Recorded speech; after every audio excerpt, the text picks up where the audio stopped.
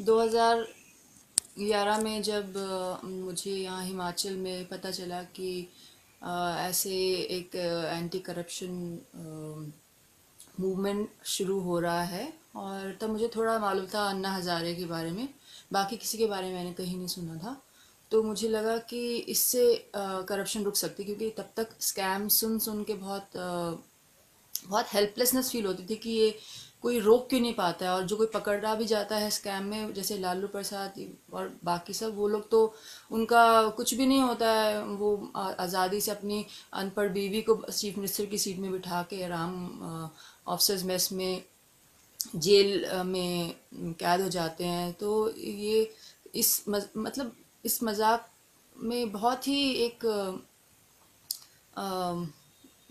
गुलामी से फील होती थी। तो जब ये एंटी करप्शन बिल है कि हम इसमें अनशन होगा अनटू डेथ, कि जब तक एक इंडिपेंडेंट लोकपाल बनेगा, तो उसके लिए फिर मुझे लगा कि इससे करप्शन रुक सकता है और मुझे इसमें पार्टिसिपेट करना चाहिए, चाहे इसमें मर जाएं, लेकिन इसमें ये लाना वर्थ होगा उसमें।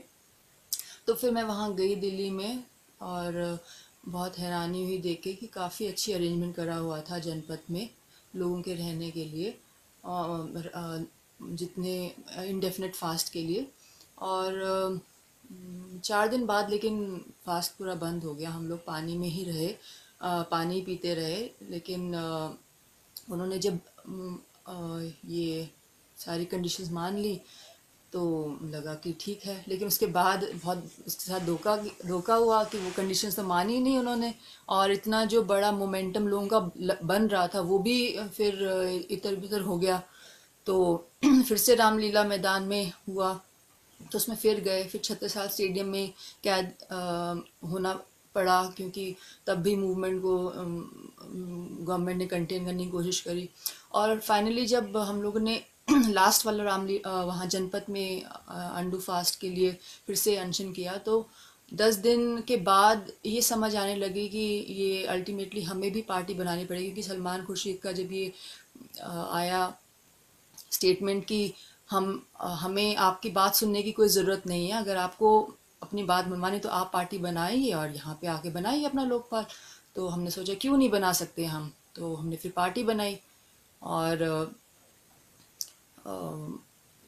मैं फर्स्ट इलेक्शन ऑफिसर थी जिसने नेशनल एग्जीक्यूटिव बनाई आम आदमी पार्टी की, चूज़ करी थी, या उसको अप्रूव किया था।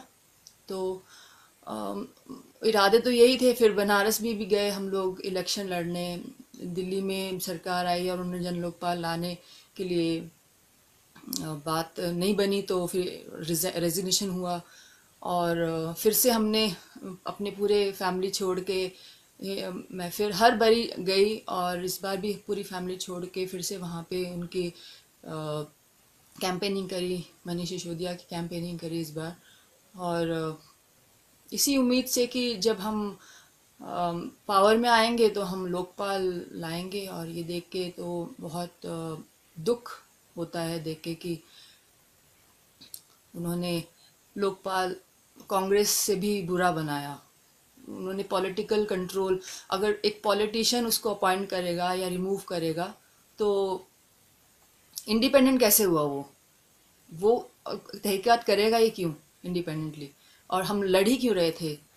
तो हम लोगों ने रोड पे सोए, रोड पे हम लोगों ने लड़े। हम लोग एक दो बार सेक्सुअल हैरेसमेंट भी फेस करना लड़ा बेसिकली, क्योंकि हर तरह के लोग आते थे छत्रसाल स्टेडियम में। तो हम सोते हुए किसी ने छेड़ने की कोशिश करी, तो मतलब ये सब डिफ़िकल्टीज हमने सब सही, किस लिए सही, इसीलिए सही कि हम देश को बदलें, हम कोई चेंज लाएं। तो ये तो बहुत बड़ा एक बिट्रेयल लग रहा है, जैसे कि पीछे उन्होंने कुछ खूब दिया हमारा। तो तो हम हमको लड़ना है इसके लिए। उन्होंने जो धोखा दिया उसका हमें जवाब देना है। हमें फिर से हार नहीं माननी है।